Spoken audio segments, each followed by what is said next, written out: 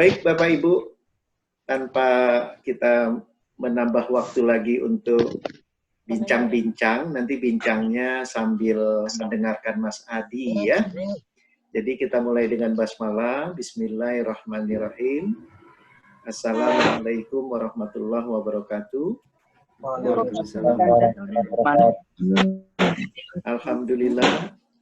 Alhamdulillahirabbil alamin. Kita senantiasa panjatkan puji syukur kehadirat Allah karena dengan Rahman dan Rohimnya Allah kita bisa jumpa lagi malam ini. Jadi saya kalau di Live Learning Club ini panggilnya Mas Hadi itu abang, kakak ya. Jadi tidak ada bapak ibu gitu ya. Jadi ini abang kakak. Jadi ini senang sekali jumpa karena kita malam ini akan bincang santai, sekalian beliau akan ada presentasi dari Mas Hadi itu tentang mind mapping ya. Apa itu mind mapping nanti beliau yang akan jelaskan lebih detail. Yang jelas Mas Hadi ini alhamdulillah dia sudah sangat berpengalaman ya di bidang tentang metodologi belajar, cara belajar. Kalau di kalangan para pengajar itu lebih dikenal dengan istilah quantum learning ya. Jadi beliau ini sarjana pertanian dari IPB, ya. Kemudian beliau juga ketika mahasiswa tingkat akhir itu sudah bekerja sama dengan ILNA Learning Center. Itu cukup terkenal di Bogor, di kota Bogor. ILNA itu singkatan dari Ilman Nafi'an, ya. Kemudian setelah beliau selesai, mohon maaf sahabat semua, suaranya dimatikan. Mohon maaf, suaranya tolong dimatikan. Ya, ini saya sambil matiin suara ya, karena saya pikir kalau sudah biasa, udah matiin sendiri. Tapi ini rupanya banyak juga yang mungkin lupa gitu ya. Baik, saya lanjutkan. Pak Ulin, tolong suaranya dimatikan, Pak Ulin. Ya, saya lanjutkan mengenalkan Mas Hadi ya. Beliau bergabung di ILNA, kemudian juga bergabung kepada Central Productivity and Management ataupun CPM Consulting. Kemudian beliau juga sebelum di perusahaan yang baru itu sempat di PT Multi Cendikia Edutama. Itu beliau sebagai direktur operasional yang memang menangani bagaimana cara belajar cepat ya. Jadi mind mapping ini salah satu dari cara belajar cepat ya. Kemudian beliau bergabung di Yayasan Nahwa Nur ya, dan juga sebagai salah satu staf ahli di PT Naurin Mitra Konsultan. Itulah selintas tentang Mas Hadi yang malam ini menjadi narasumber kita di Live Learning Club. Live Learning Club ini adalah mitra belajar Bapak Ibu yang insya Allah kita akan launching di bulan Juli ya, agar nanti kita akan lebih intensif lagi memberikan ilmu kehidupan. Dan salah satu pendekatannya itu kita perlu mengenal cara belajar, sehingga belajar itu menjadi menyenangkan. Jadi begitu, sebelumnya saya coba tegur dulu ya. Di Live Learning Club itu ada satu salam ya. Jadi apabila kita tanya apa kabar, tentu bagi yang muslim bicara alhamdulillah ya. Yang agama lain juga sesuai dengan apa keyakinannya. Nah kemudian katakan sehat, sukses, bahagia. Jadi alhamdulillahnya dalam hati, sambil kita katakan sehat, sukses, bahagia. Coba saya tanyakan, abang, kakak, Ayu, ya, apa kabar malam ini?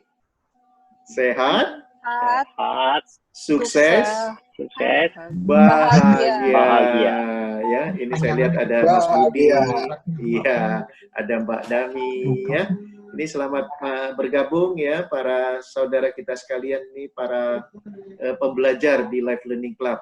Ya, baik, untuk itu kita mari dengarkan ya sesi yang menurut saya insya Allah akan sangat menarik dari Mas Hadi ya, karena beliau selama jadi mahasiswa pun sudah menekuni tentang cara belajar ini. Mangga, silakan Mas Hadi.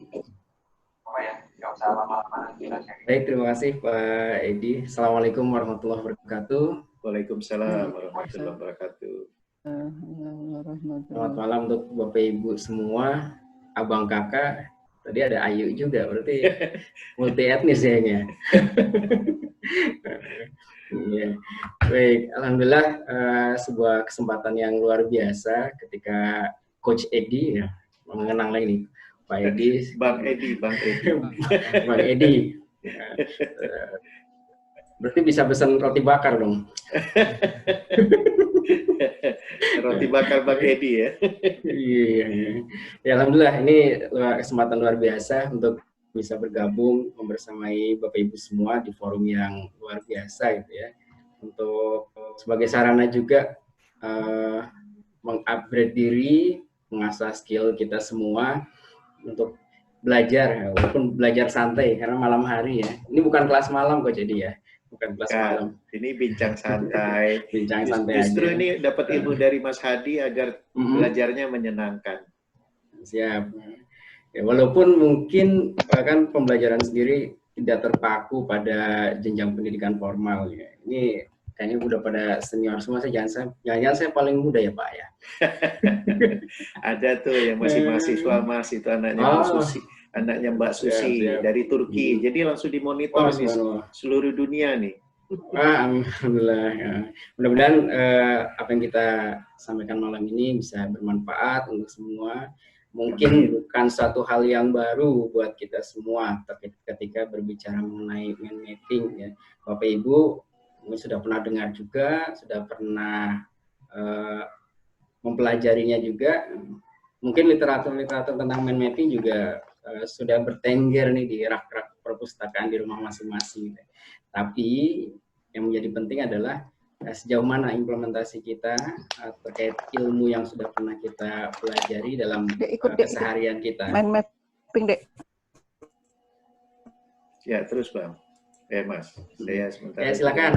Adek, kakak, encang-encingnya babe boleh gabung gitu ya. Oh, mind mapping sendiri, ini kan sebuah teknik ya, hanya sebuah tools dalam proses mencatat. Sedangkan proses mencatat itu sendiri tidak bisa dilepaskan dari aktivitas kita sehari-hari.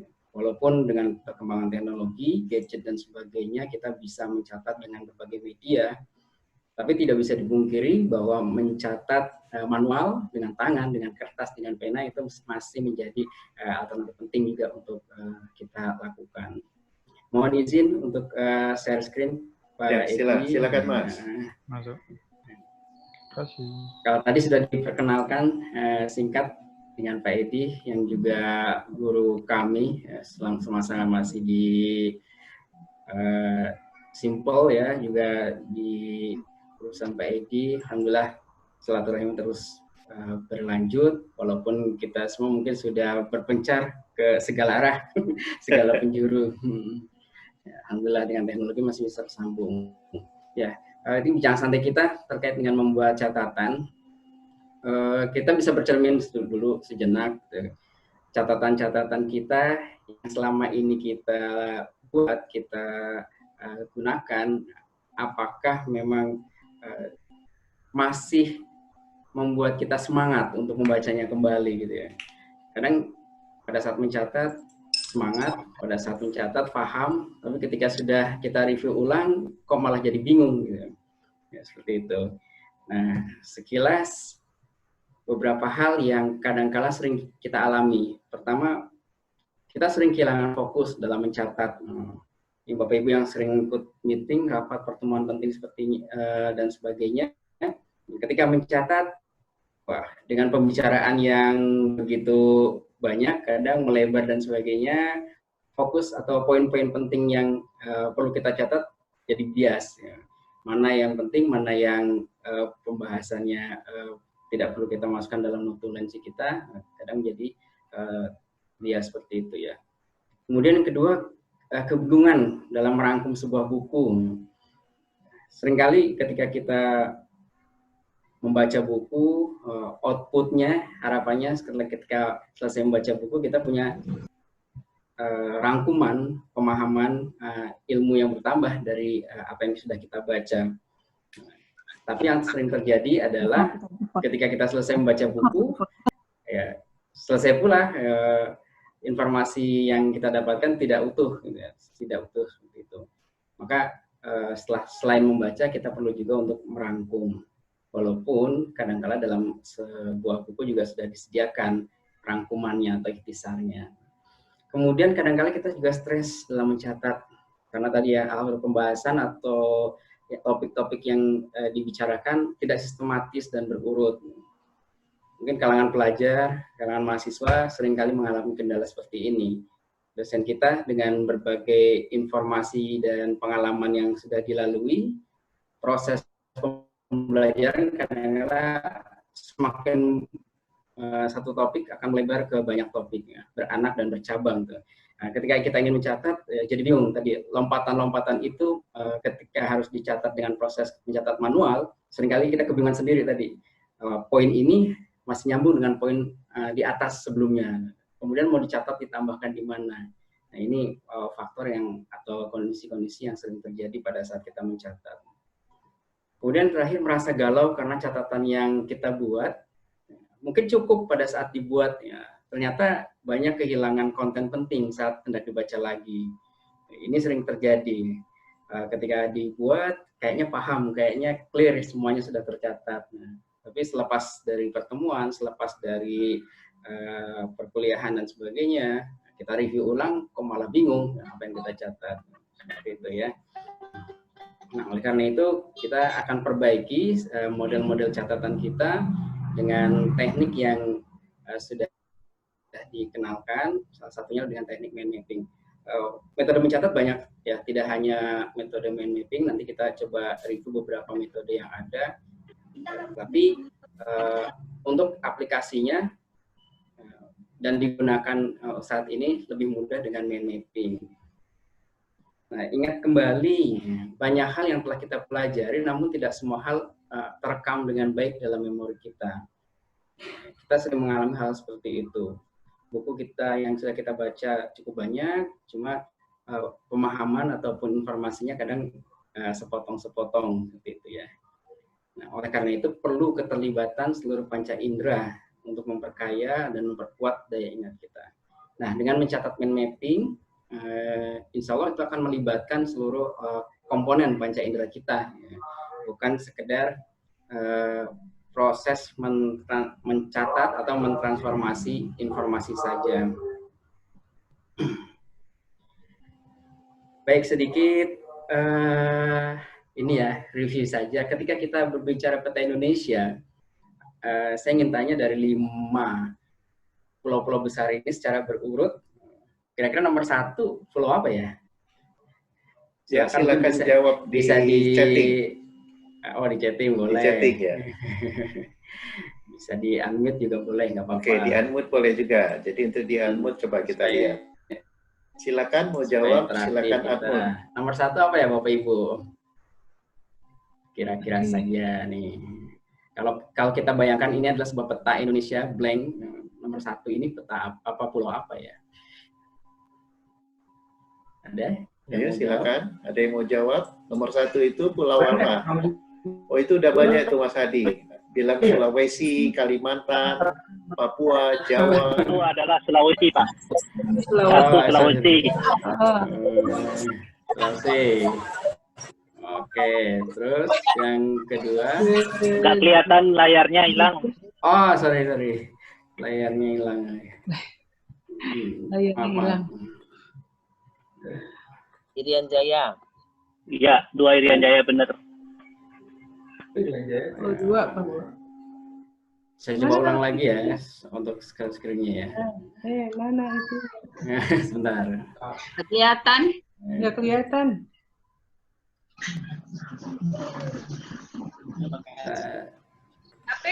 Dia nggak kelihatan.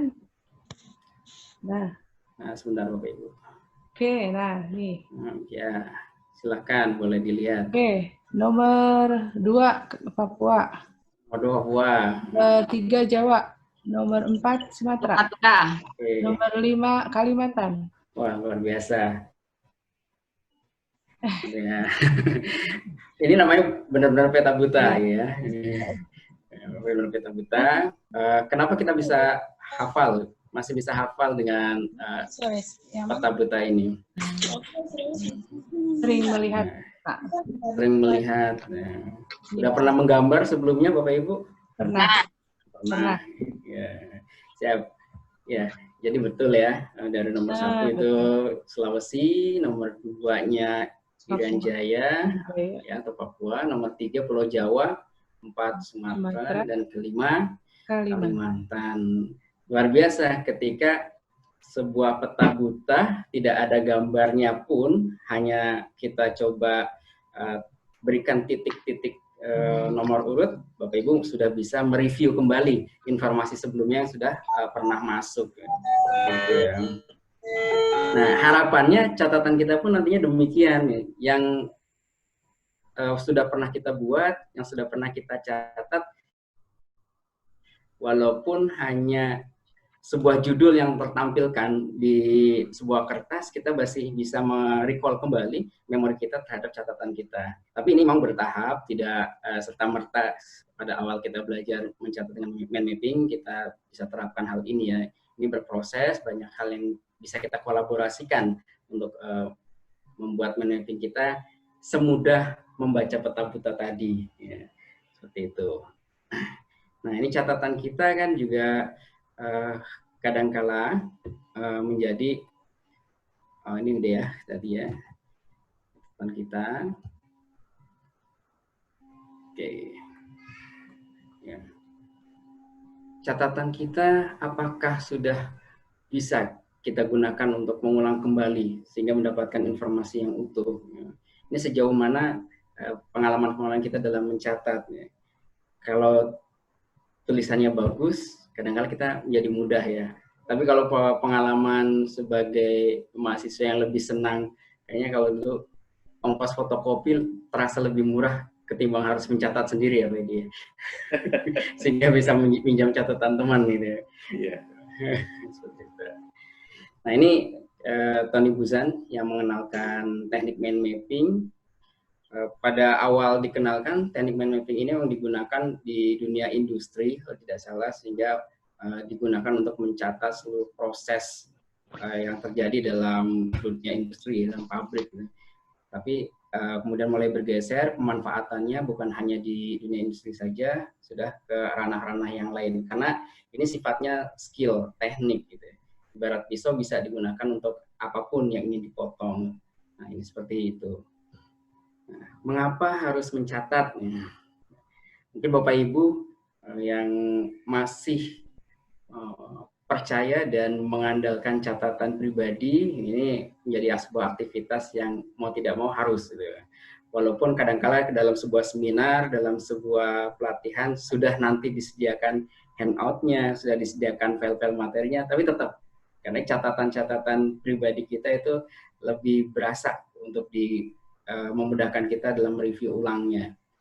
Kenapa kita harus mencatat? Ternyata menulis tangan membuat fungsi otak yang berkaitan dengan kemampuan belajar menjadi lebih tajam ketimbang saat mengetik.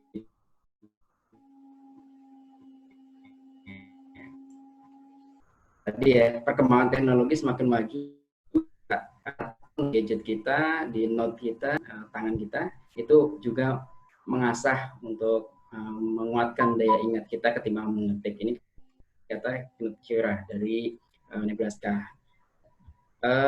Tadi sempat browsing juga, ternyata ada beberapa penelitian ya yang membandingkan dua kelompok mahasiswa ketika di treatment dengan menulis di atas kertas dengan tulisan tangan dan menulis dengan laptop atau mengetik dengan laptop untuk mencatat pembelajaran di kampusnya.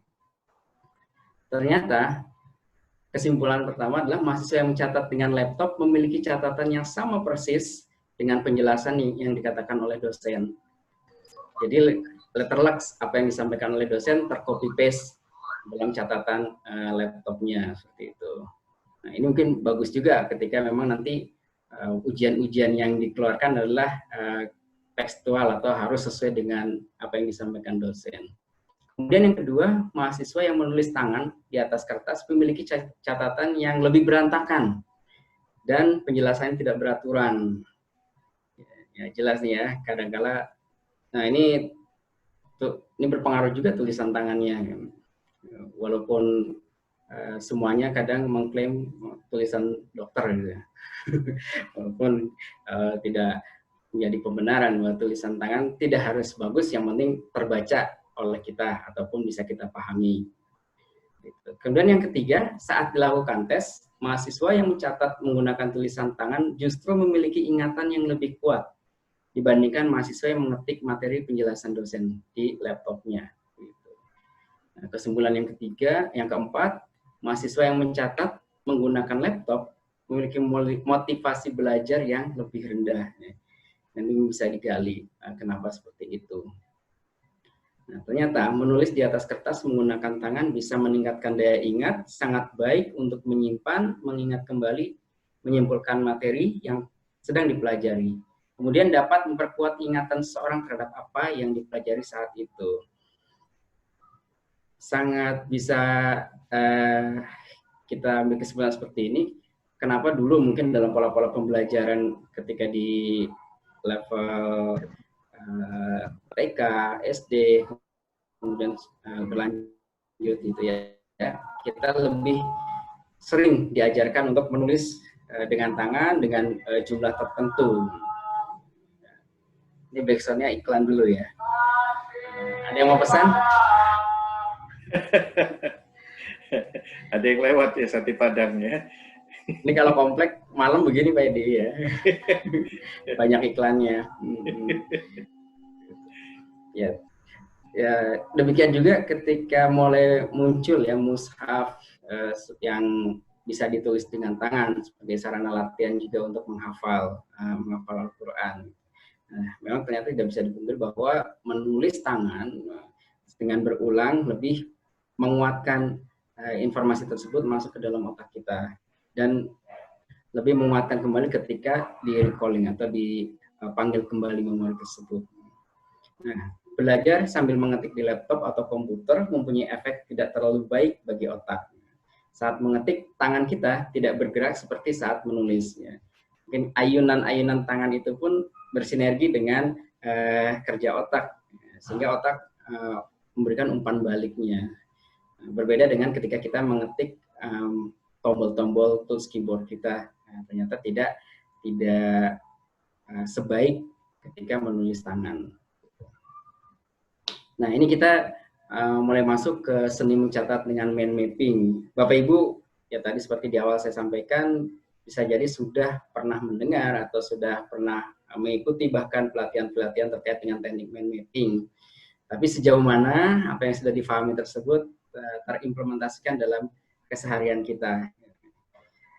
Dan sudah banyak juga unit-unit atau institusi pendidikan yang mengenalkan kepada para anak didik dan juga mulai mengimplementasikan dalam proses pembelajarannya. Memang tidak mudah karena terkesannya mind mapping ini identik dengan gambar, identik dengan karya seni ya. Tapi intinya bukan di situ, bagaimana rangkuman mind mapping kita bisa kita pahami, tulisan tangan kita bisa kita mengerti, dan bisa kita mudah untuk dipanggil kembali memorinya. Nah, membuat mind mapping menggabungkan fungsi kerja dari otak kiri dan otak kanan. Mungkin Bapak Ibu juga sudah pahami semua bahwa belahan otak kiri dan otak kanan kita memiliki fungsi khas ya masing-masingnya. Oleh karena itu dengan mind mapping ini selain membuat runutan, membuat sistematis, juga mengkreasikan dengan unsur-unsur seni yang ada di peran otak kanan. Kemudian melibatkan penggunaan gambar, simbol, dan warna. Bisa jadi di zaman dulu tidak banyak buku tulis kita yang terhiasi dengan gambar-gambar ataupun simbol ataupun warna. Paling banter ini paling ya stabilo untuk menandai bagian-bagian yang penting gitu. Nah, kalau ada gambar-gambarnya malah seringkali dimarahi oleh Bapak Ibu guru kita zaman dulu. Tapi saat ini tidak, ternyata pelibatan gambar, simbol, dan warna cukup membantu dalam proses pembelajaran dan daya ingat kita. Yang ketiga, membuat mind mapping menggunakan kata-kata, kemudian singkatan, asosiasi, dan emosi. Ya. Dalam tahap awalan, ketika kita mencatat dengan mind mapping, bisa jadi seluruh hal, seluruh konten yang kita baca dan ingin kita rangkum terasa semuanya penting ya. Jadi semua hal, semua kalimat kadang kita tuliskan dalam rangkuman mind mapping kita. Tidak apa-apa, hal itu sebagai satu tahap awalan. Tahap berikutnya kita bisa mereview lagi mind mapping yang sudah kita buat. Konten-konten yang memang kita sudah paham, cukup kita simbolkan atau cukup kita buatkan keywordnya. Proses pembelajaran kita kan bertahap dari misalnya saat SD, dari kelas 1 sampai kelas 6 itu informasi yang disampaikan juga bertahap. Ketika misalnya di kelas 3 atau kelas 4 kita sudah dikenalkan dengan fotosintesis, bab tentang fotosintesis, proses masak ya di dalam tumbuhan. Pada saat awal kita mengenal istilah fotosintesis, secara definisi bisa jadi kita tuliskan semuanya dengan lengkap. Apa makna dari fotosintesis, kemudian zat-zat apa saja yang terlibat dalam proses fotosintesis itu kita tuliskan dengan lengkap. Tapi lambat laun, kemudian banyak informasi yang sudah kita dapat, penjelasan tentang fotosintesis itu tidak menjadi satu hal yang harus kita tuliskan ulang secara detail. Kita cukup tempelkan kata fotosintesis, kemudian memori kita sudah bisa menjelaskan dengan panjang lebar apa itu fotosintesis. Jadi ada tahapannya ya. Kemudian yang keempat, sebagai peta pikiran yang ringkas, padat, dan mudah dipahami. Contohnya tadi seperti di awal kita bermain dengan peta Indonesia. Dari sekedar peta buta atau peta tanpa keterangan pun kita akhirnya bisa banyak bercerita, bisa banyak menggali apa keunikan ataupun apa kandungan dari setiap pulau-pulau tersebut. Misalnya ketika kita belajar geografi, ketika ditunjukkan Pulau Jawa dulu sudah banyak hal yang harus kita, informasi yang harus kita hafal dari sebuah peta tersebut, apakah geografinya, ataupun suku-suku yang ada di pulau tersebut, bahasa yang digunakan, mungkin pahlawan yang berasal dari pulau tersebut, ya banyak hal. Nah, harapannya seperti itu. Jadi dengan satu iconing, dengan satu icon saja, informasi-informasi yang berkaitan, yang terkoneksi dengan icon tersebut, yang sudah kita dapatkan sebelumnya, dengan lancar bisa kita sampaikan kembali. Ini misalnya dengan yang kelima, yang memudahkan proses recalling atau mengingat kembali.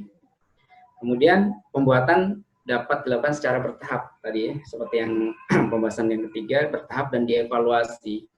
Ini sangat bermanfaat juga ketika kita atau adik kita yang masih belajar di bangku sekolah. Mind mapping yang dibuat, ya, informasi di awal, misalnya kelas rendah, nanti di kelas berikutnya dia dapat informasi baru, mind mappingnya masih ada, bisa ditambahkan atau dikurangkan informasi yang sudah melekat di memori otak kita. Jadi tidak harus ditampilkan secara terus-menerus. Nah, ini contoh saja hasil karya mind mapping yang berkaitan dengan pelajaran ya, perubahan wujud benda misalnya. Satu lembar ini bisa jadi kalau ditekstualkan dalam buku paket beberapa halaman ya. Tapi dalam teknik mind mapping kita bisa rangkum menjadi cukup satu lembar. Ya, tapi tergantung nanti dengan konten yang ingin kita rangkum ya, bisa kita sesuaikan. Intinya bagaimana kita merangkum yang terkesan atau terlihat begitu banyak menjadi satu kesatuan yang utuh dan bisa dilihat dalam satu lembar kertas. Gitu. Kemudian selanjutnya, nah ini contohnya aja untuk mind mapping yang lebih kompleks ya. Berbagai hal tentang global warming misalnya. Jadi mind mapping bukan kelas menggambar ya Bapak Ibu. Jadi tidak perlu khawatir ketika kita ataupun anak-anak kita menjadi terkendala untuk belajar mind mapping gara-gara saya kan nggak bisa gambar segala macamnya. Ini yang penting informasi yang kita catatkan, kemudian keyword yang kita cantumkan bisa kita pahami, bisa kita recall kembali. Tidak menjadi satu hal yang urgen ketika mapping ini harus bagus, harus terlihat seperti lukisan gitu ya. Nah, apa saja perlengkapan yang kita butuhkan untuk membuat mind mapping? Yang pertama memang kertas putih polos dengan posisi landscape. Jadi dalam membuat mind mapping kita sesuaikan dengan kebutuhan tadi ya. Kalau konten yang ingin kita catat, kita salin ataupun kita rangkum tidak terlalu banyak, ya sesuaikan saja ukuran kertasnya, apakah folio atau A4 HVS gitu. Dan posisinya landscape, tidak portrait, tidak berdiri. Nah, ini untuk memperluas area mencatat kita. Gitu. Nah, sudah banyak juga buku-buku yang untuk mencatat ya yang tersedia dalam bentuk polos. Mungkin selama ini kita lebih suka dengan yang bergaris gitu. Tapi dalam teknik mencatat mind mapping kita gunakan kertas yang polos. Bisa dengan sketchbook ataupun binder yang polos tanpa garis. Yang kemudian yang kedua adalah pensil warna atau spidol ataupun alat warna yang alat tulis yang lain. Minimal 5 warna yang berbeda itu sudah cukup untuk kita berkreasi membuat mind mapping. Ya, tampak sekali bahwa kreativitas kita mulai tereduksi. Ya. Ketika kita dulu di playgroup, di TK, ketika sekolah kita dibekali dengan bahkan lebih dari 1 set pensil warna gitu. Tapi berangsur-angsur ketika sudah mulai SD cukup dibekali dengan 1 pensil hitam putih ya. Yang nggak ada putihnya ya, hitam aja. Abu-abu. Kemudian mulai masuk ke jenjang kelas 3 atau kelas 4 kita sudah beralih kepada ballpoint. Bahkan tidak boleh warna-warna yang aneh-aneh, merah nggak boleh, hanya cukup hitam ataupun biru saja. Ini ternyata mereduksi juga ya kreativitas kita. Dan dengan mind mapping ini kita kembali diasah kreativitas kita dalam berani menggunakan warna. Nah, yang tak terlupa adalah kreativitas dan imajinasi. Ya, karena mencatat ini bukan sekedar memindahkan konten dari yang ada di buku menjadi catatan kita, tapi ada proses kreatifnya di situ. Dan proses kreatif di sini bermacam-macam nanti ya. Kalau ketika kita nanti sudah mulai belajar tentang teknik memorizing dengan cara mengingat, banyak turunannya bagaimana cara mengingat konten-konten tertentu, nanti bisa dikolaborasikan dalam catatan kita. Sebagai contoh, misal ketika kita belajar tentang pelangi, ya, kan kita selama ini terinformasikan bahwa warna pelangi bisa disingkat menjadi Magic Hibiniu. Jadi dalam mind mapping kita pun tidak perlu ditulis rinciannya, merah, jika, dan sebagainya, tapi cukup sebuah keyword Magic Hibiniu. Tapi ketika ujian ditanya, ada pertanyaan sebutkan warna pelangi, ya kita harus mampu menjelaskan. Tidak boleh ditulis singkatannya saja. Mungkin nanti bisa disalahkan oleh Bapak Ibu gurunya. Kemudian bagaimana tahapannya dari membuat mind mapping ini? Ya, untuk memudahkan, untuk mempersingkat dari seluruh proses kreatif membuat mind mapping, kita bisa singkat dengan akronim atau singkatan bulat. Ya. Ini untuk memudahkan saja. Ya. B-nya itu adalah buat gambar di tengah sebagai ide utama. Jadi Bapak Ibu sekalian, bahwa membuat mind mapping dengan kertas landscape putih, polos, ide utama itu atau judul ada di tengah-tengah kertas dengan proporsi yang lebih besar. Kalau kita memindahkan catatan, bisa jadi ini adalah judul utamanya. Nah, judul utama misalnya bab 1 tentang apa? Tentang perubahan wujud benda. Nah, kita bisa letakkan di tengah. Bisa dengan teks saja, bisa juga dengan ilustrasi ataupun simbol gambar untuk memudahkan kita dalam mengingat dan juga memperjelas informasi. Ketika cukup dengan disimbolkan, ya, silakan, tidak perlu dituliskan definisi ataupun tekstualnya secara lengkap. Itu yang B yang pertama. Yang kedua, ubah kategori menjadi cabang. Kategori kalau dalam buku paket kita ya, setelah bab mungkin ada subbabnya, ada pokok-pokok bahasan turunannya. Ini kita ubah menjadi cabang-cabang. Oleh karena itu dalam proses pembuatan mind mapping ini tidak serta-merta ketika kita buka buku langsung kita siapkan kertas ya. Ada tahapan ya, tahapan observasi dulu. Kita lihat dulu konten yang ingin kita catat secara keseluruhan sehingga kita bisa menyiapkan diri kita kira-kira bentuk mind mapping yang akan kita buat seperti apa. Ini kalau prosesnya adalah memindahkan catatan dari buku. Jadi kita baca dulu secara keseluruhan atau sekilas atau minimal daftar isinya kita pelajari dulu sehingga kita mudah untuk membuat atau untuk menentukan mana yang sebagai ide utama, mana yang akan kita buat sebagai cabang. Kemudian L, ya.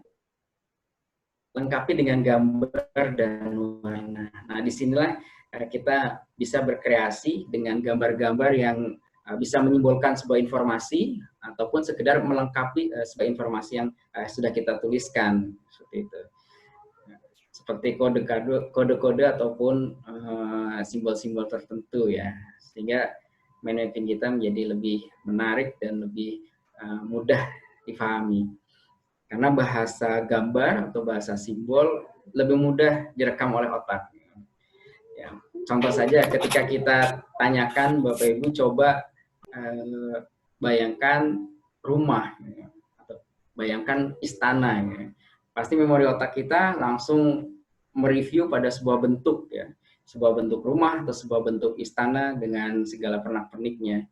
Jarang ketika kita diminta untuk membayangkan rumah atau membayangkan istana, tertulis di otak kita ada huruf R, U, M, A, H. Jadi tekstual itu jarang sekali. Pasti refernya adalah atau merujuknya pada sebuah bentuk visual, gambar. Nah, ini mengapa kadang-kala kita lebih mudah mengingat secara visual ya, bentuk-bentuk visual tersebut. Kadang lebih ingat mukanya ketimbang namanya gitu. Seperti itu. Banyak sekali ketika mau tanya lagi malu. Ya, jadi lengkapi dengan gambar dan warna. Nah, kemudian A-nya ada arah yang menghubungkan. Bisa jadi ada koneksi, ada hubungan antara satu cabang pembahasan dengan cabang yang lain. Nah, itu bisa kita buat koneksinya atau hubungannya dengan tanda panah ataupun garis-garis yang saling berhubungan. Kemudian T-nya tambahkan kreasi pribadi. Karena ini sifatnya mind mapping, personal banget, silahkan bisa ditambahkan informasi ataupun simbol-simbol yang itu semakin menguatkan informasi yang ada di dalamnya. Gitu. Ya, walaupun misalnya mind mappingnya secara visual atau penilaian orang lain tidak terlalu bagus, tetapi kita paham tentang isinya, ya, itu sudah cukup menjadi informasi buat kita. Karena kan targetnya mind mapping ini untuk membantu kita kembali, kalau yang untuk pelajar ya, untuk mereview lagi pelajaran-pelajaran yang sudah ada pada saat akan ujian atau ulangan. Gitu. Nah, tapi cukup bahaya juga ketika mind mapping kita sudah semakin canggih, cukup dengan simbol-simbol, ya, ketika ulangan cukup ditaruh di atas meja, Bapak Ibu gurunya nggak paham ini simbol-simbol apa ya. Padahal ini rangkuman materi semua, ya. Seperti itu. Nah, ini bisa juga seperti itu. Nah ini beberapa variasi tentang catatan ternyata banyak sekali yang mungkin saat ini tidak banyak orang-orang yang menggunakan. Tapi pada zaman-zaman terdahulu ini menjadi sebuah teknik juga dalam mencatat. Ada yang namanya metode Cornell ya. Kita membagi kertas catatan kita menjadi 3 bagian utama. Gitu. Ada yang sebelah kiri berkaitan dengan konten-konten pentingnya, kemudian catatan rincinya ada di sebelah kanan, plus di bawahnya ternyata ada summary-nya. Nah, ini ya luar biasa juga teknik Cornell ini. Mungkin tidak banyak diajarkan juga di sekolah atau di lembaga-lembaga yang lain seperti itu. Yang kedua tadi ya teknik mind mapping yang sudah kita ulas di awal dengan bagaimana kita mencatat, mengkolaborasikan antara fungsi otak kiri dan otak kanan kita. Kemudian ada juga bisa pengelompokan dengan menggunakan warna dan sebagainya. Ini sudah mulai mengerucut ya pada proses merangkum seperti itu. Nah, ada juga yang membagi buku menjadi satu bagian space ya, bagi satu bagian kecil untuk meletakkan mungkin catatan atau poin-poin kuncinya gitu, seperti itu. Nah, mungkin jarang juga kita menemukan catatan yang seperti ini. Mungkin yang sering terjadi catatan kita seperti ini ya. Semuanya tercatat, semuanya secara konvensional, banyak mungkin saling terkoneksi ke buku-buku yang lain juga, sehingga ketika ingin mereview harus banyak buku yang kita buka karena informasinya terpencar. Tapi tadi dengan mind mapping harapannya bisa mempermudah kita, walaupun untuk catatan atau buku paketnya bisa tetap dibaca juga. Nah, untuk mind mapping sendiri dalam dunia kerja sangat membantu ya, sangat bermanfaat. Bapak Ibu yang terbiasa dengan kegiatan brainstorming, curah pendapat dan sebagainya, ini sangat membantu sebagai alur kita untuk mengeluarkan ide-ide kita. Tidak terbatas harus selesai dulu di satu titik dan kemudian kita tidak bisa berpindah ke titik lain. Nah, dengan mind mapping kita bisa lompat jam sana sini, ya, ide itu masuk kategori mana. Gitu. Baik Pak Edi dan Bapak Ibu sekalian, mungkin awalan ya sekilas mengenai mind mapping yang bisa jadi Bapak Ibu juga sudah familiar dengan hal ini. Tinggal kita mulai lagi membiasakan catatan kita dengan teknik menu. Baik, alhamdulillah ini luar biasa sekali ini apa mind mapping yang dijelaskan oleh Mas Hadi ya. Jadi agar lebih jelas Bapak Ibu, kami siapkan waktu untuk bertanya dengan dua cara, bisa melalui chatting ataupun angkat tangannya seperti ini atau cukup lambaikan seperti ini. Nanti akan saya persilakan satu persatu untuk dibuka suaranya dan bertanya. Silakan. Siapa yang ingin bertanya? Angkat tangannya. Ada? Ya, Mas Budi. Siapa lagi? Yang pertama Mas Budi. Kemudian siapa lagi? Masih ada lagi yang mau tanya? Ya, Mbak Dami dan Mas Ruspi ya. Jadi 3 penanya pertama. Silakan Mas Budi untuk bertanya. Ya, terima kasih Mas Dedi Hadi nih. Saya tadi paling muda jadi panggil Hadi. Saya pernah mencoba beberapa kali melakukan ini, tapi ternyata kertasnya nggak cukup. Jadi baik ke bawah ke kanan itu karena alur diskusi yang sedang berjalan itu kita belum tahu. Misalkan kita mengikuti suatu agenda begitu, kita belum tahu ini nanti akhirnya kemana. Jadi akhirnya cabangnya banyak, terus kebablasan itu sampai lewat. Itu cara mengatur settingnya gimana, Adi? Itu aja pertanyaan saya, supaya nggak kebablasan ininya. Ya. Baik, langsung ya, Pak. Sebentar. Sampai 3 penanya dulu. Mas Adi bisa dicatat ya. Baik, terima kasih ya. Mas Budi. Oke. Kita lanjut ke Mbak Dami nih. Silakan Mbak Dami.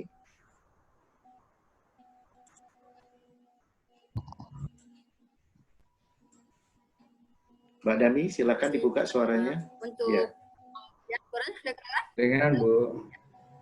Terima kasih Bang Edi. Jadi gini Mas Adi, kalau saya buat catatan itu terlalu rapi kali ya. Saya coba untuk bikin mind mapping, cuma yang terjadi sama seperti kayak Mas yang sahabat Pak tadi yang baru nanya. Budi. Jadi panjang. Terus ketika kita mau kembali ke topik, misalnya dapat yang pembahasan yang sama gitu ya. Itu kan karena udah kepenuhan, jadi mau ditaruh di mana nih gitu kan. Nah itu bagaimana membuat poin-poin yang ini nanti akan pembahasannya seperti ini nanti poinnya sebelah sini gitu. Itu kayak gimana? Karena saya pekerjaannya satu orang mengerjakan 4 kegiatan dalam waktu yang bersamaan. Jadi kalau lagi ngomongin yang ini harus review lagi. Untungnya belum dikasih ini ya, lupa. Jadi masih ingat, oh ya di sini yang kemarin ini gitu. Itu numpuk gitu. Apalagi saat COVID seperti ini, orang-orang WFH, saya malah justru nggak bisa WFH terus karena memang pekerjaan lapang ya, jadi nggak bisa dikerjakan dari rumah gitu. Nah itu sepertinya ini sangat membantu buat saya buat catatan-catatan dibikin mind mapping ini karena apa ya sebenarnya lebih ringkas gitu kayaknya ya, bisa diurut kapan-kapan dibuka lagi, bisa tambah gitu kan ya.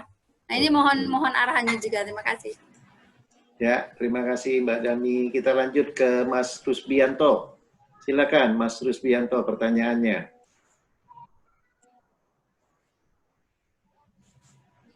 Mas Rusbianto, silakan. Halo. Ya, sudah kedengaran suaranya. Silakan. Ya, selamat malam. Yang saya tanyakan adalah saat kan terjadi pembelajaran jarak jauh, sehingga anak-anak itu hanya satu arah antara guru dan murid. Nah, metode pencatatan seperti itu, bagaimana menerapkannya ke dalam pembelajaran jarak jauh seperti tersebut, Pak? Ya, bisa ditangkap pertanyaannya Mas Hadi? Insyaallah, Pak. Baik, sudah. Baik, terima kasih Mas Rusbianto. Silakan Mas Hadi, kepada 3 pertanyaan tadi. Langsung dijawab, Mas. Baik, terima kasih Pak Budi, mudah-mudahan Pak Rusbianto atas pertanyaan-pertanyaannya ini mudah-mudahan bisa sedikit menjawab ya. Terkait dengan kertas kerja kita atau kertas mind mapping kita yang ternyata tidak cukup karena konten yang kita tuliskan atau yang kita bahas cukup banyak gitu ya. Memang pada saat proses ini biasanya brainstorming ya ataupun notulen meeting seperti itu ya. Nah, harus jelas juga dibatasi agendanya supaya tadi pembahasannya tidak terlalu melebar, tidak terlalu keluar dari fokus poin per poinnya. Ini peran moderator atau peran pemimpin rapat sangat penting juga, sehingga setiap person yang terlibat dalam rapat tersebut, dalam pembahasan bisa terarah. Ya, gitu. Nah, ini untuk memudahkan kita juga mencatatkan poin-poin mana yang akan kita buat. Gitu.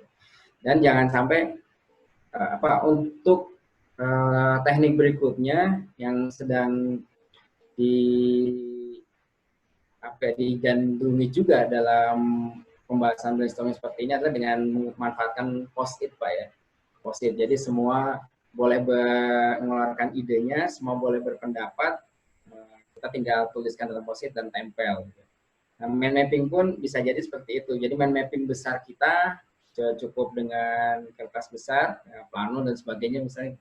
Tapi belum sampai plano, Pak ya, membuatnya cukup dengan 4 saja.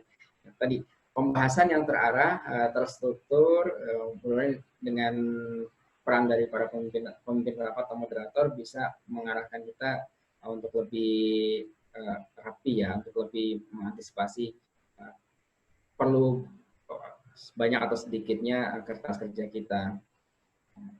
Kalaupun kepenuhan ya memang kalau kita lihat foto-foto dari Tony Busan sendiri pada awal menyusun mind mapping ini di dunia industri, itu satu dinding Pak mind mappingnya. Jadi tempelan-tempelan kertas itu karena memang saling berhubungan dan saling semuanya penting gitu ya, itu bisa satu dinding. Tapi kalau ternyata pembahasan kita tidak cukup banyak, tadi tetap bisa di-cover dengan kertas yang kita bisa sesuaikan. Nah, ataupun tadi bisa kita pecah ide utama kita di tengah, kemudian agenda-agenda pembahasan kita sebagai cabang. Kemudian dari cabang itu apakah mau kita keluarkan dalam kertas yang lain sebagai ide utama satu poin, kemudian dengan anak cabangnya. Jadi cabang itu juga bisa diambil dulu, dipindahkan sebagai ide utama turunan. Nah, Ibu Dami terkait dengan kepenuhan di kelas kerja, Mas, itu ya tadi mind mapping kita ketika memang informasi itu sudah bisa kita pahami, sudah bisa kita rekam dengan baik dalam memori kita, dan kita pastikan nggak akan lupa lagi, itu bisa kita delete dari konten mind mapping kita. Misal tadi sebuah definisi, pada awal membuat mind mapping, definisi itu makan cukup space misalnya dalam mind mapping kita. Ketika kita menjelaskan definisi fotosintesis seperti tadi ya, kan cukup panjang. Nah, seiring berjalannya waktu kita sudah paham, kita bisa delete. Nah, itu kenapa review kita, mind mapping yang pertama kali kita buat, karena kita baru dapat informasi dengan mind mapping terbaru kita berkaitan dengan hal yang sama, bisa jadi lebih ringkas. Kemudian penerapan pada saat WFH seperti ini ya Pak Rusbianto, memang kita dituntut untuk kreativitas nih di sektor pendidikan, terutama Bapak Ibu gurunya dituntut untuk kreatif bagaimana menyampaikan informasi kepada anak didik kita yang sedang belajar di rumah, tapi tetap konsep-konsep dasarnya tetap bisa diterima. Kita sudah mulai dengan video, bisa dengan link-link pembelajaran yang diberikan, video tutorial dan sebagainya, dan tugas-tugas pembelajaran. Sehingga memang untuk teknik mind mapping, bahkan ketika di sekolah pun tidak bisa langsung outputnya sebagus mind mapping yang kita harapkan. Tidak, bisa jadi cuma coretan-coretan yang seolah-olah tidak jelas ya, karena memang waktunya terbatas untuk pembelajaran di sekolah ataupun di rumah. Tetapi nantinya kita butuh sediakan waktu khusus untuk menyempurnakan mind mapping kita. Memang butuh waktu ketimbang kita mencatat secara langsung ya, saat dijelaskan catatan kita langsung rapi, itu selesai di situ. Tapi biasanya pada saat kita mereview, kita butuh waktu cukup banyak untuk memahaminya kembali. Bedanya ketika mind mapping butuh waktu agak banyak untuk membuatnya, tapi setelah jadi itu bisa mempersingkat waktu kita untuk mereviewnya. Tinggal pilih yang mana nih catatan kita. Ini memang kembali kepada kebiasaan dan feel-nya lebih nyaman yang mana. Karena ada yang nyaman saja dengan catatan konvensional, toh informasinya bisa tetap masuk dan bisa menjawab ketika ditanya. Tapi ada juga yang lebih nyaman dengan mind mapping, memang butuh waktu ekstra ya untuk mengerjakannya. Tetapi bayangkan ketika masa ujian akhir anak-anak kita di kelas 6 SD ataupun di SMP dan SMA itu kan kumulatif dari pelajaran saat di jenjang kelas 1, kelas 2, kelas 3 atau bahkan kayak kalau yang SD jenjang-jenjang sebelumnya. Ini pengalaman pribadi ya, berapa banyak buku yang harus kita baca ulang, ditumpuk di atas meja, semuanya harus selesai dibaca malam itu untuk besoknya mengerjakan ujian. Nah, dengan mind mapping, kumpulan-kumpulan catatan kita yang terdahulu bisa kita dokumentasikan dan bisa membantu kita untuk mereview pada saat ujian akhir. Nah, ini bertahap dan tadi ya bisa kita sempurnakan. Tidak serta-merta pada saat mencatat di sekolah ataupun di rumah kita bisa langsung rapi, itu tidak. Mungkin itu Bapak Ibu berkaitan dengan mencatat dan kebutuhan ya. Baik, terima kasih Mas Hadi. Semoga tadi jawaban dari Mas Hadi cukup ini ya, menjelaskan dari pertanyaan Mas Budi, Mbak Dami, dan Mas Rusbi ya. Kita lanjut nih, Mas Hadi, banyak sekali pertanyaan di chatting ya. Boleh saya bacakan? Ya. Yang pertama itu dari Ibu Linda, dari Mbak Linda ini. Jika harus tulis tangan, berarti aplikasi, artinya melalui aplikasi itu artinya komputer ya. Untuk membuat mind mapping tidak disarankan dong. Itu yang pertama ya. Yang kedua dari Mas Subiantoro. Sangat membantu sekali mind mapping dalam pembuatan catatan. Namun, kadang setelah selesai, mencoba mengingat apa yang ditulis, lupa. Karena tulisannya udah nggak kebaca. Terus salahnya di mana dalam membuat mind mapping. Kemudian dari Bang Andri, Mas Hadi, tolong cara latihan yang paling mudah dan paling cepat menggunakan mind mapping. Kemudian dari Mas Agus, Mas Hadi, aplikasi apa di laptop berkaitan dengan mind mapping? Kemudian saya lanjut nih, banyak sekali nih. Dari Mbak Sri ini, bagaimana cara membuat rangkuman dari suatu definisi yang kalimatnya panjang sekali.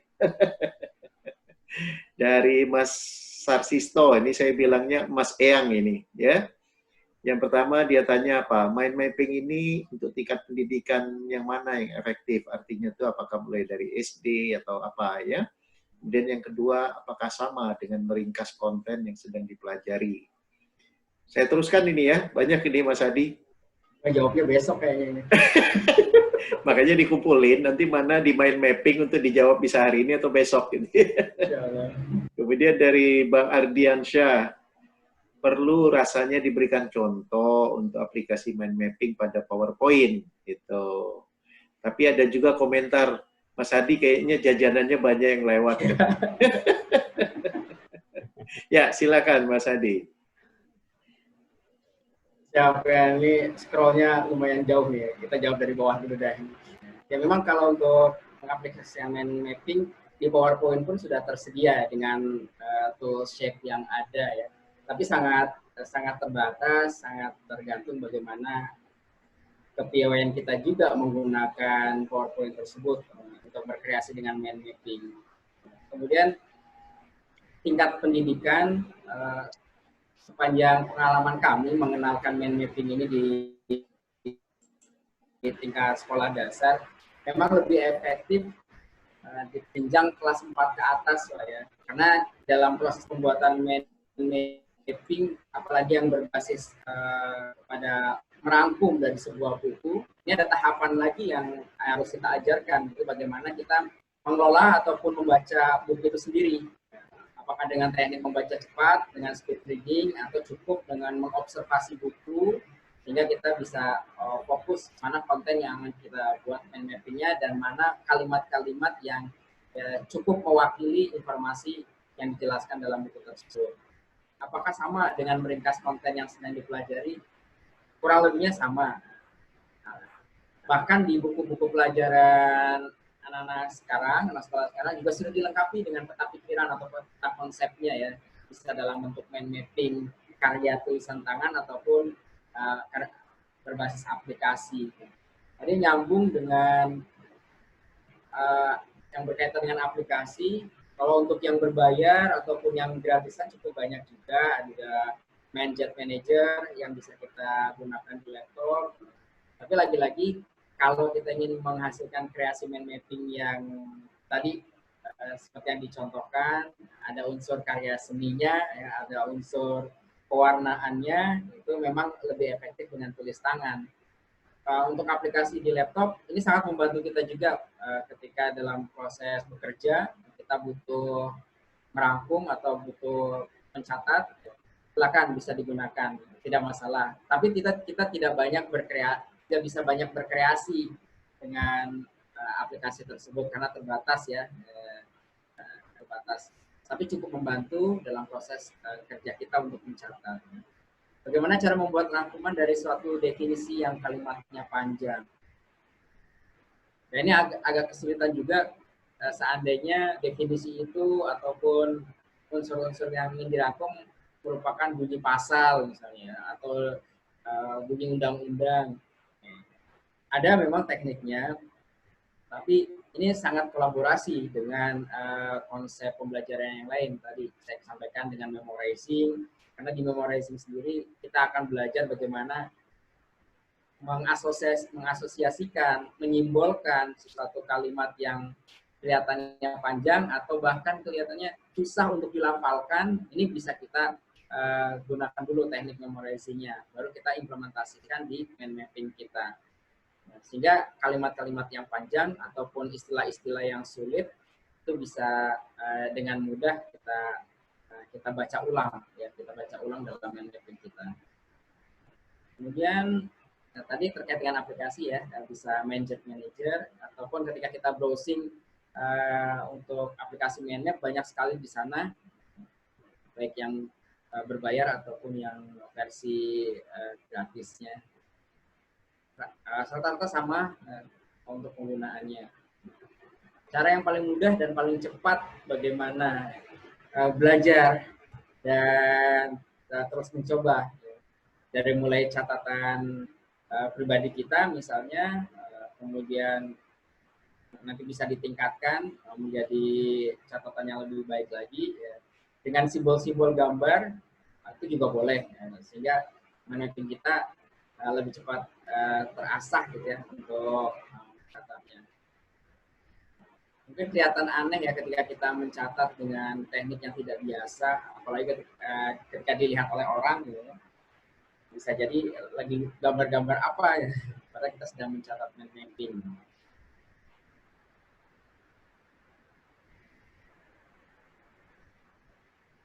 Kemudian apa nih?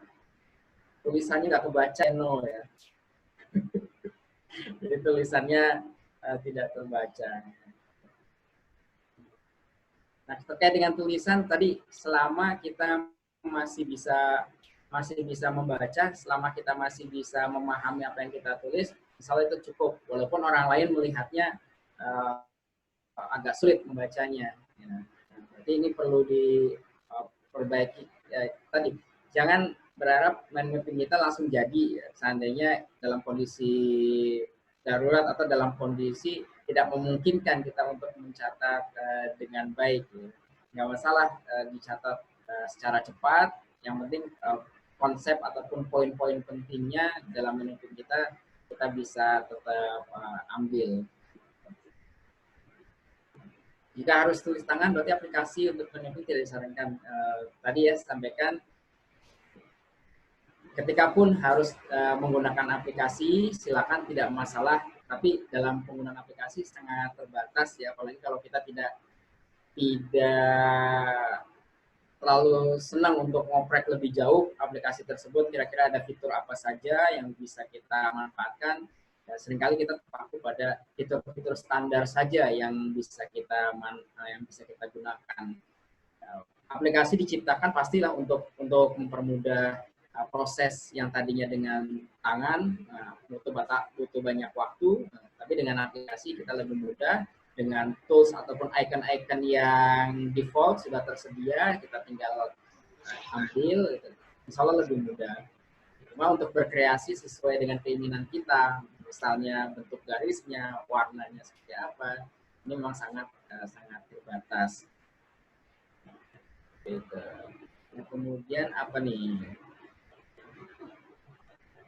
Ya, pokoknya induk alur seperti apa. Nah, kayaknya udah ya Pak Edi ya. Udah sampai pertanyaan Mas Rian nanyain bawang goreng. Tadi karena ada sate Padang, Mas Riannya.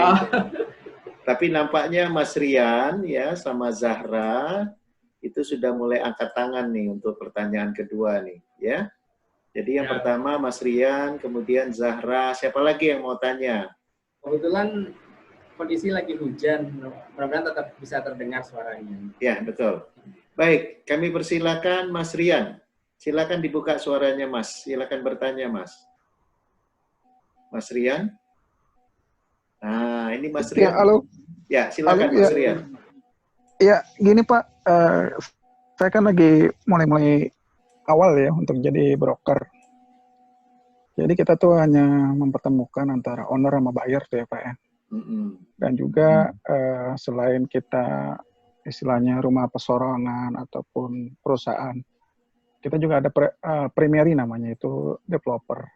Tapi kan tiap kita per bulan atau per tahunnya itu kan dari mereka masing-masing kan juga punya target gitu ya Pak. Iya. Antara kita sendiri, saya independen, tapi di-invest terus dengan beberapa agen ya gitu. Nah, yang saya tanyakan itu gimana cara kita untuk memapping suatu catatan kita antara nih kita punya owner, apakah itu dia istilahnya secondary atau primary, dengan buyernya yang cari gitu ya. Yang cari itu kita udah tahu bahwa ini info A1 yang penjualnya atau ownernya juga A1 juga gitu, nggak hanya lewat medsos saja kita kopas, bukan seperti itu. Nah itu saya mau nyusun itu seperti itu dengan berapa target kita per tanggal ini, kita maunya kan cepat, jadi ada per minggu atau per bulan dan per 3 bulan, per 6 bulan gitu Pak. Caranya gimana ya Pak? Untuk meng-create catatan kita tuh agar oh ya ini batasnya sekian nih. Oh owner ini infonya nih, info ownernya ini dari ini kan gitu. Seperti itu. Mas Hadi, bisa ditangkap pertanyaan dari Mas Rian itu? Nggak bingung, Edi. Ya, beliau ini broker. Jadi bagaimana menerjemahkan tadi catatan owner ya, dan dia sudah sifatnya periodik, gimana misalnya catatannya 3 bulan lalu ya, catatan 6 bulan lalu sama catatan yang saat ini, termasuklah memisahkan catatan yang primer dan sekunder. Nah itu gimana itu Mas Hadi? Tolong dicatat dulu ya pertanyaan pertama ya. Nanti kalau kurang jelas nanti bisa. Kalau kurang jelas nanti bisa langsung ditanyakan lagi ke Mas Riannya Mas Hadi. Kita lanjut ke Zahra. Ini Zahra ini dari Turki nih Mas Hadi. Silakan Zahra, dibuka suaranya Zahra. Assalamualaikum warahmatullahi wabarakatuh. Terima kasih Pak Edi. Warahmatullahi wabarakatuh. Alhamdulillah bahasa Indonesia Pak.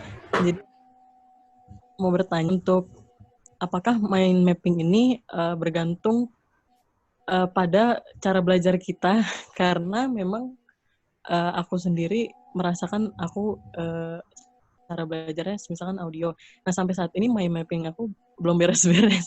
Itu Pak Hadi, terima kasih. Ya, kira-kira bisa jelas Mas Hadi pertanyaan dari Zahra tadi? Ya, syukur Zahranya nggak pakai bahasa Turki itu Mas Hadi. Coba kalau dia pakai bahasa Turki, perlu di mind mapping dulu ya. Saya perlu makan kebab dulu, Pak. Dan itu Mas Hadi, pertanyaan berikutnya itu bisa nanti ada di chatting ya, itu udah banyak lagi itu, mulai dari Mbak Dami bertanya lagi, Mas Biantoro ya, Mas Sumardioro lebih ke ini, lebih ke komentar, dan Mbak Linda. Ya, silakan Mas Hadi, langsung dijawab. Baik, terima kasih banyak atas masukannya. Ini buat saya juga untuk belajar ya. Mas Rian tadi ya terkait dengan implementasi di pekerjaan yang kadang-kala tadi catatan-catatan itu banyak ya, berseliweran segala macam yang akhirnya juga bikin bingung. Membedakan antara yang sekunder, kemudian tadi termin waktunya. Tidak ada salahnya ini coba dibuatkan juga board-nya ya. Jadi Mas Rian selain punya catatan di kertas kita, di kertas kerja kita, silakan mungkin bisa dibuatkan, kita sediakan papan tulis yang cukup besar, di mana itu bisa memetakan seluruh pekerjaan kita, memetakan informasi-informasi yang disampaikan oleh owner maupun klien kita, sehingga semua kita bisa baca di situ, nanti bisa dalam bentuk post-it ataupun dalam bentuk catatan tangan langsung. Ini informasi-informasi yang terdahulu masih bisa terbaca dan terekam kapan saja. Ketika memang proyek ataupun aktivitas itu sudah selesai, ya kita bisa hapus, kita bisa cabut dari papan informasi itu. Nah ini juga untuk mengurangi miskomunikasi ya, kadang-kala diputuskan atau diinformasikan satu hal di satu waktu, ternyata di periode berikutnya ada ralat atau ada informasi yang dianulir ataupun informasi yang diperbarui. Jadi bisa membantu kita, karena kalau hanya kita yang punya catatan dan tidak bisa diakses juga oleh pihak lain, khawatirnya malah merepotkan kita. Tapi kalau sama-sama bisa kita lihat, sama-sama bisa kita pantau, nah ini nanti sedikit banyak si pemberi informasi, si pemberi tugas pun bisa mereview dari tugas-tugas sebelumnya atau dari informasi sebelumnya. Kemudian berkaitan dengan Mbak Zahra, mind mapping memang ada kecenderungan juga bagaimana pola atau cara belajar kita ya. Bagi yang auditori bisa jadi tidak terlalu nyaman dengan mind mapping. Kalau yang visual, wah, bisa berjam-jam membuat mind mapping itu ya betah-betah aja. Apalagi bagi yang kinestetik ya, baru bikin judul utamanya mungkin dengar sate padang udah kabur gitu. Lebih tertarik dengan sate padangnya gitu. Ketimbang nerusin bikin mind mappingnya gitu. Memang sangat terpengaruh dengan bagaimana gaya belajar kita yang dominan. Tetapi ketika memang kita sudah paham dengan ketiga gaya belajar tadi, ya, nah disinilah peran kita untuk mengelola itu semua. Bukan sekedar labeling, menjustifikasi bahwa saya karakternya A, B, C, ya, sehingga untuk hal-hal yang tidak sesuai dengan pola dominan saya menjadi tertolak. Gitu. Nah ini kita kembali ke diri kita untuk mengkolaborasikan itu. Sehingga tadi mind mappingnya nggak beres-beres. Kenapa? Karena proses melukisnya belum selesai atau gimana, ya, sehingga tidak selesai-selesai.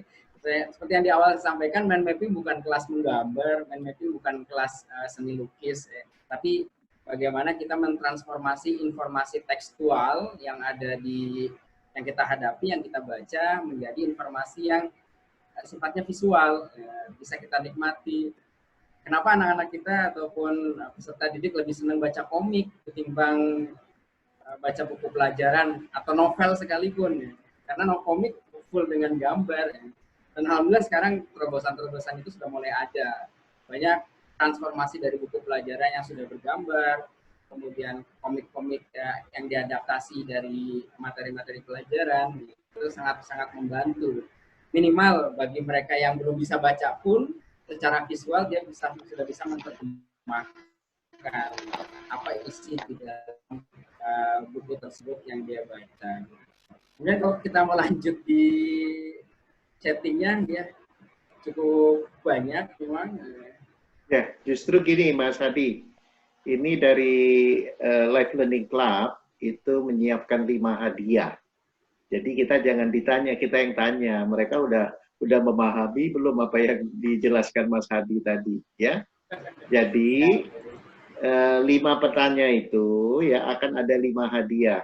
Yang ditanya oleh Mas Hadi loh, 2 buku Smart Worker, ya, 1 lagi itu adalah 3 e-book. Itu tentang simple learning. Jadi cara belajar termasuk teknik memorizing itu ada di simple learning. Silakan Mas Hadi, ditanya kepada para peserta malam ini sebelum kita tutup. Silakan, 5 pertanyaan. 5 pertanyaan ya. Saya lihat siapa dulu yang angkat tangan, dia yang kita kasih kesempatan. Pertanyaan pertama. Pertanyaan pertama, silakan mungkin diingat-ingat lagi sebelum kelas atau sesi ini. Tahun berapa Bapak Ibu mulai mengenal mind mapping? Tahun berapa? Kita akan pilih yang tahun berarti yang paling old ya, tertua ya. Iya. Silakan, tahun berapa? Jelas pertanyaannya, yang sudah kenal mind mapping itu di tahun berapa? Siapa tahu hari ini lebih kepada refresh ya. Wah kayaknya nggak ada yang bisa jawab nih, mungkin baru kenal semua. Saya pikir banyak juga praktisi pendidikan ini di forum kita hari ini. Iya, 2 penanya tadi sebenarnya mereka udah pakai mind mapping, tapi itu nggak jawab tuh. Ya, dari tahun berapa nih? Ada yang raise hand? Belum ada tuh yang angkat tangan. Ganti pertanyaan. Mas Agus. Silakan Mas Agus. Mas Agus silakan dibuka suaranya Mas. Saya waktu berarti berapa tahun yang lalu? 15. Anak saya SMP sekarang sudah 15 tahun yang lalu. 15 tahun yang lalu. Yang lebih tua lagi? Ya, gimana Mas Rusbianto? Berapa tahun yang lalu Mas Rusbianto? Saya hitung dulu ya, saya kuliah selesai 82, jadi mungkin sekitar 30 tahun yang lalu ya. 82, saya baru 2 tahun, Pak. Ya, jadi kayaknya nggak ada yang ngalahin tuh dari Mas Rusbianto ya. Jadi pemenang hadiah pertama Mas Rusbianto ya. Mas Rusbianto nanti kita suruh pilih sebelum acara selesai ya, apakah dia pilih e-book atau dia pilih ini buku Smart Worker. Baik, lanjut Mas Hadi. Pertanyaan kedua. Masih berkaitan dengan waktu, Pak ini. Kapan terakhir kali Anda membuat mind mapping? Ya, silakan. Kapan terakhir kali buat mind mapping? Ini pertanyaan bukan untuk yang baru nih, untuk yang tahu mind mapping ini. Ayo, siapa terakhir buat mind mapping? Ini malah nggak ada yang ngangkat tangan juga nih, malu-malu nih ya. Pak Irfan itu. Oh iya, Irfan, Mas Irfan, silakan Mas. Mas Irfan? Silakan Mas Irfan. Kapan terakhir kali buat mind mapping, Mas Irfan?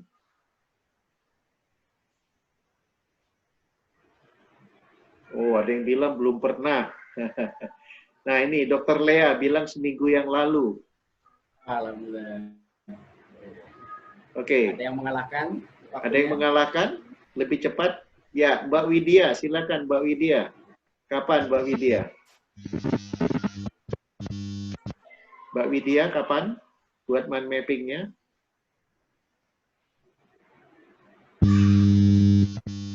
Halo? Ya, Mbak Widya, kapan?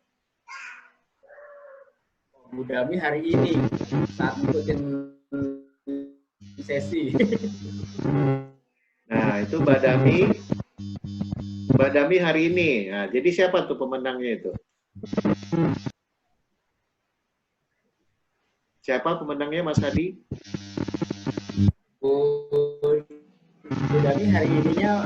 Mas Rusbianto suaranya jangan di-on-in ya, splattering Mas Rusbianto suaranya. Di-off-in aja tolong ya. Pas pelajarannya Mas Airi, itu saya bikin mind mapping apa yang tadi diberikan materinya.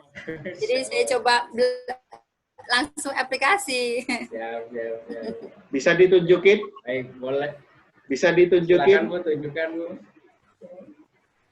Silakan, arahkan ke kamera.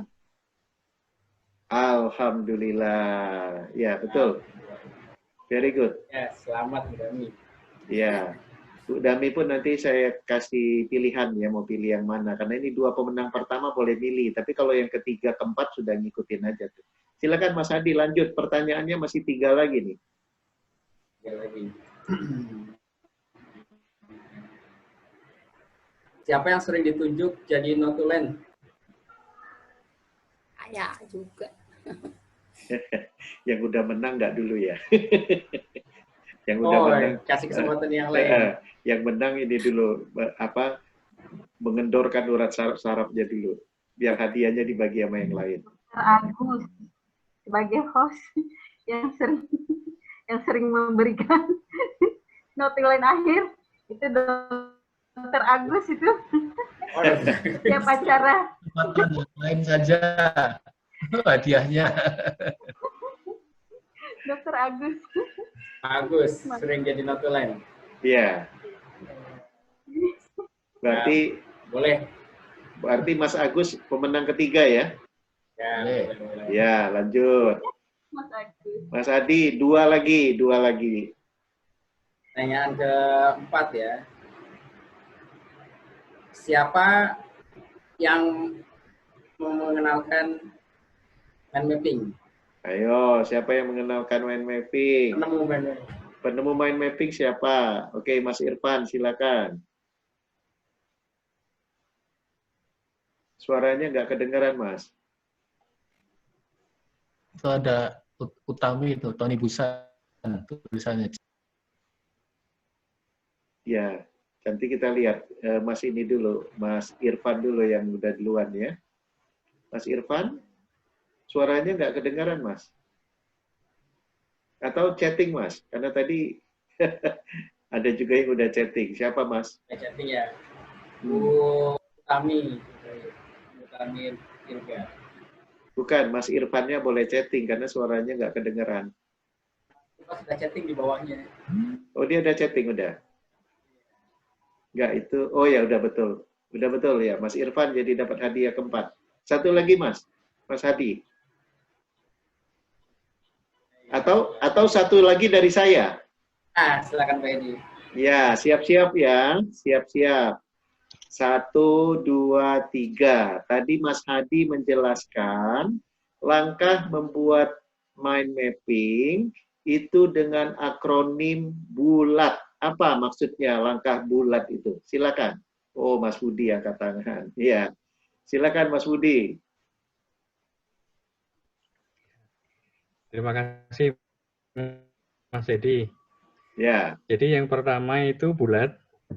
Yang pertama adalah buat gambar di tengah sebagai ide utama.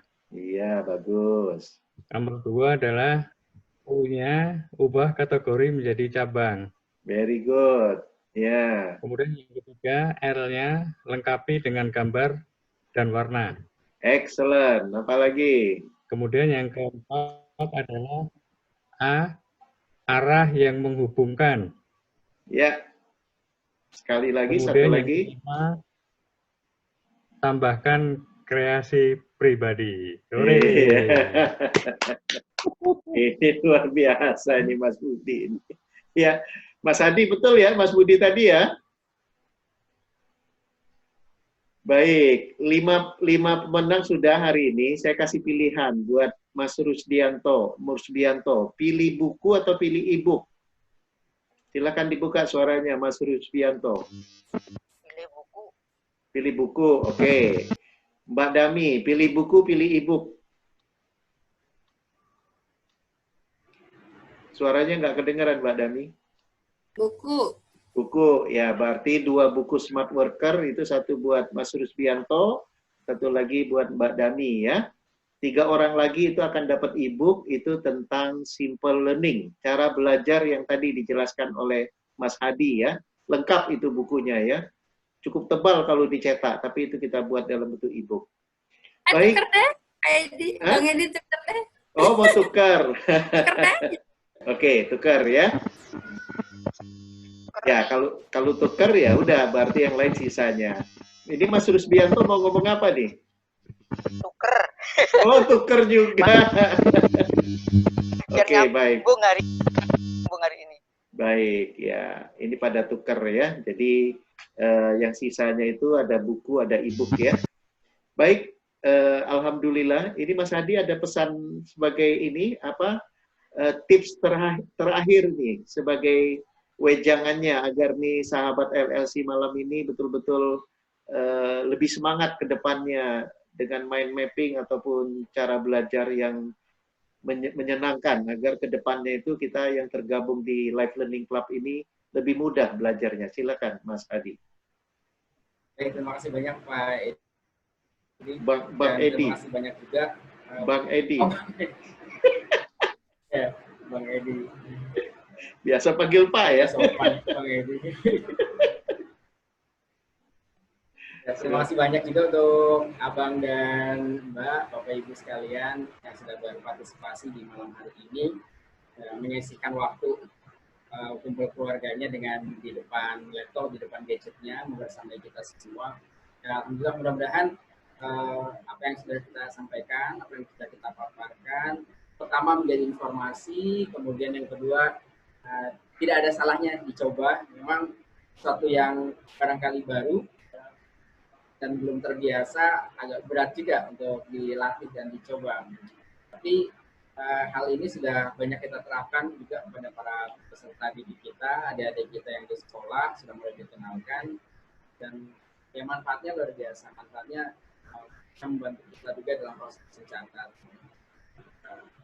Dan ketika memang ini bisa kita gunakan dalam keseharian kita, dalam aktivitas proses mencatat apapun, ya, baik di kantor, pekerjaan, ataupun di rumah, ya, Ini sangat simpel, sangat mudah untuk kita pelajari, mudah untuk kita review kembali. Dan tadi jangan terkendala dengan ketidakmampuan kita ya untuk melukis atau untuk mengekspresikan dengan lebih indah.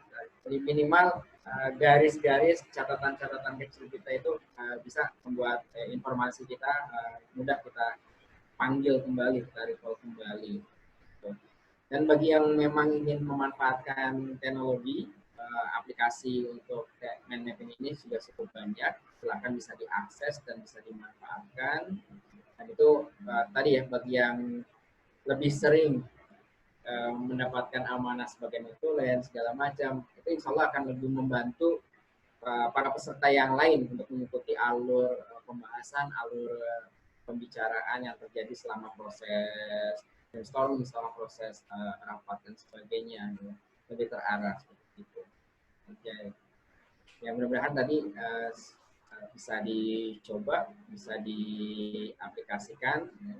Jangan sampai ini mengendap menjadi informasi dan pengetahuan saja. Karena setiap hari kita pasti ketemu dengan kebutuhan mencatat. Ya. Tapi kalau mencatat utang finansial kita pakai mind mapping bisa nggak ya? Saya udah coba. Sama ini Mas Hadi, mereka kan mungkin belum latihan. Tolong diinfokan bahwa ini terus akan berlanjut insya Allah. Baik, insya Allah Pak Edi, kita tunggu undangannya nih untuk sama-sama belajar di forum-forum lanjutan berikutnya Pak Edi. Sekali lagi terima kasih Bang Edi atas undangannya. Ya, terima kasih nih Mas Hadi sudah meluangkan waktu ya di tengah kesibukannya saat ini ya Mas Hadi. Jadi sahabat LLC sesuai dengan jadwal kita sebenarnya semestinya selesai di 8.30, tapi selalunya ya lebih ya Mas Hadi ya. Jadi ini lebih setengah jam. Jadi kita jam 9 sudah mendekati dan kita akan tutup ya. Jadi ini saya ucapkan sekali lagi terima kasih banyak kepada Mas Hadi selaku narasumber malam ini ya, dan juga kepada sahabat LLC yang sudah setia mengikuti acara LLC. Dan tadi catatannya ya, jadi pembelajaran metode belajar ini tidak sekali ini saja, akan terus berlanjut ya. Seperti kemarin yang sudah disampaikan Mas Sekti, itu kan ada jilid 2-nya, ada jilid 3-nya, begitupun Mas Hadi. Jadi mind mapping hari ini lebih kepada pengenalan. Nanti kita akan diajarkan bagaimana merangkum dengan cepat dari satu buku ataupun satu bab ya, kita langsung latihan ya. Baik, karena waktu juga yang kita tidak bisa terus berlanjut, karena kita yakin sahabat semua juga ada kegiatan lain. Semuanya saya ucapkan terima kasih, jazakumullah khair ya. Semoga ilmu yang bermanfaat ini menjadi kebaikan buat kita dan keberkahan buat kita semua. Ya, mohon maaf kami dari Life Learning Club apabila ada sesuatu kehilafan dan